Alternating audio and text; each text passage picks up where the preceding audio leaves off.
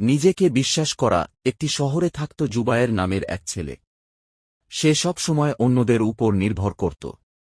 কোনো কাজ শুরু করার আগে সে ভাবত, আমি পারব তো? তার নিজের উপর বিশ্বাস ছিল না।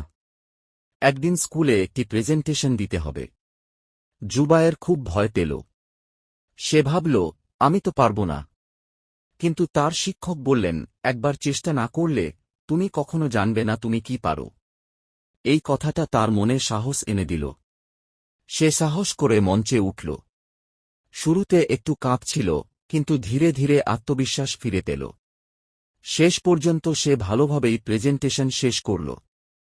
সবাই তাকে প্রশংসা করল।